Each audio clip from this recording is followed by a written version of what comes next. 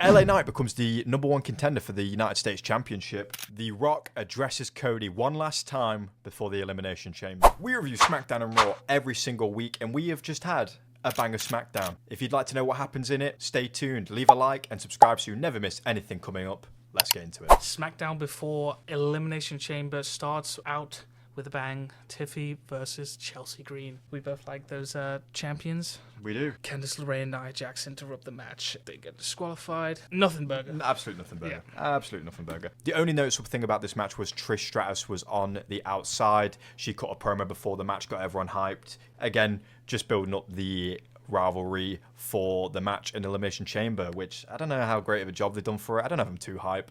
Nick Aldris confirms backstage that we are getting a #1 contender for the American title tonight.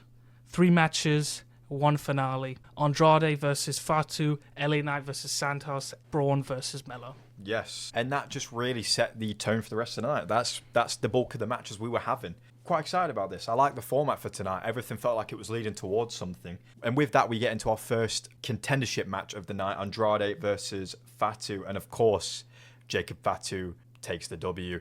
There was points in the match when Andrade looked like he had it won. He put in a great performance here, but Fatu ends up just popping up, hips a hip attack, and hits the moonsault, and that's all she wrote, man. Street Profits versus La Fantasma de Garda. Los Garza. La Fantasma. Good match because we don't actually fully get it. DIY come out. They get disqualified the match. Pray Deadly come out. MCFG. I mean, the whole tag team division was out, and there was just nothing anyone could do. No. There was too many bodies, bro. There was too many bodies. They ended up getting security guards out there, but nothing can be done. The SmackDown tag team division is just at war. Raw needs to take notes, man. I can't believe how hype it is over on SmackDown. We get a Drew McIntyre promo that stops a John Cena video package of him just calling out John Cena, saying he's a hypocrite. He's using his power or whatever.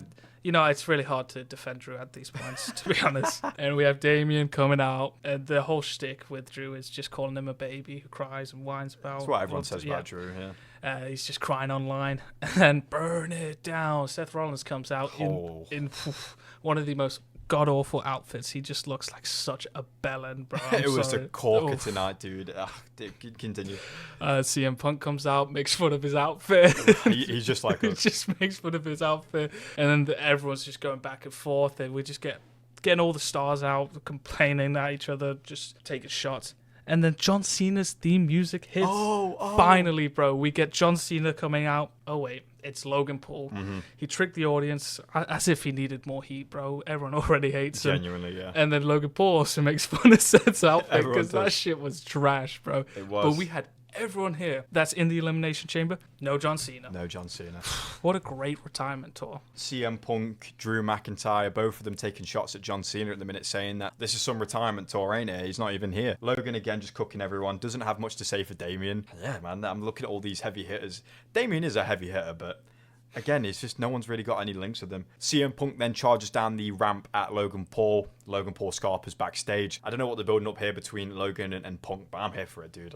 Logan and Punk would be a great match. Next up, we get another contendership match. LA Knight versus Santo Escobar.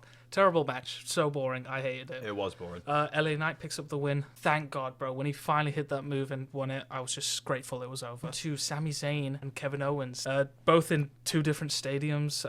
Great promo. It was a very good promo. It cuts. You hear Kevin Owens' voice. You think he's going to be in the rafters, but he's not. He's at the Rogers Center, an empty Rogers Center as well. And by God, what a venue it looks like for Elimination Chamber. That place looked fucking gigantic. Sammy talking about how crazy this all is and how he's been nervous all week, but not nervous for what KO is going to do to him. It's what he's going to do to KO.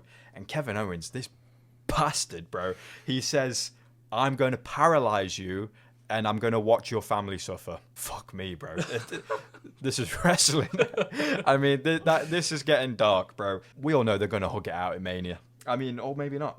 Who knows? Best build towards anything that we've had up to this Elimination Chamber. Moving on to our final contendership match, we get Braun Strowman versus Carmelo Hayes, who, if he wins this, he'll be on 4 wins in a row. Time Solo come out, they target Braun.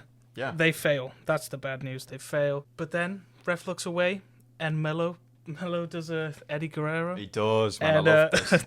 Chair slams the floor, hands it to Braun, and gets him DQ'd. It does. Great move from the young superstar. And another great win for Melo. He will be heading into this triple threat, the finale. The triple threat match for the number one contenderships for the United States Championship. LA Knight, Melo, and Fatu all qualified. Banger match. It was a banger match. Carmelo looked like a bit of an afterthought in there. LA Knight and Jacob Fatu were targeting each other. Carmelo got thrown around so much in this match, dude. But again, he does almost sneak a win at some point during the match. But ultimately, it is LA Knight who will face Shinsuke Nakamura, running it back. I wasn't too happy with this choice. I thought, give it to Melo, give it to Fatu, and then whatever happens, happens. And then let LA Knight run back to it with Shinsuke. But the show is not over. We've got half an hour left. That sounds like a great time for a Rock promo. Cody Rhodes comes to the ring with Michael Cole, who's asking him, what is going through your head? What are you considering? And Michael Cole is selling it. He sold me on it. I'm ready to sell my soul to The Rock right now. He's telling him you can stay home with your family, your kids. You can get anything you want. You can become a member of the board of WWE. Crazy. The fact that The Rock could actually make that happen. And Cody looks towards the ramp, and The Rock is at some airport ready to hop on his bird. And a truck pulls in, a pickup truck decked out with Cody Rhodes decals. Holy shit, dude, he's really buttering him up. And we get another Rock promo that didn't make any fucking sense. The ramblings of an absolute billionaire madman, bro. This brother has lost his mind. He's lost his mind. He doesn't know where he is. He should be in a retirement home. Mm-hmm. He hasn't taken his meds. I mean, he was just rambling. He's talking about hopping on a bird. This promo made me want to hop on my bird, bro. Like, I just couldn't be arsed with this shit, dude. What a ball ache listening to this brother talk, dude. He could have been done after the first minute. Another minute. 2 minutes. 3 minutes. 4, 5. Genuinely, shut up and just 15. go away, dude. And then he bears this weight belt, and it says Cody's soul on it, and it's got a date on it. And me and Bev were wondering, what's this date? Yeah, Did something... I was like, 15th, 2015. I was like, What happened? Maybe... Yeah, what the fuck? And then he tells him, he says, this is the date your father died. Bro. I was like, what the fuck? It's like, this was a sad day to me. I was like, oh, God, risky. His dad, bro. Is this all deliberate? Is Rock playing this character so amazingly that we think he's lost his fucking mind? Or is it just him rambling, not knowing what to say in every promo? You like driving, like I do. We travel down beautiful roads, long roads, dusty roads. My God.